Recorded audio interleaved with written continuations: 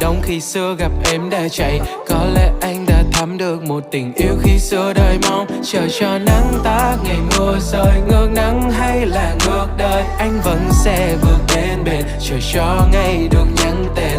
Cố gắng làm sao để được em đây để ý anh, chờ mong chờ tình cả để được cùng em bay thật xa, để lại những ký ức đã phôi phai lâu nay. Sao cho khi mưa anh vẫn ngồi đây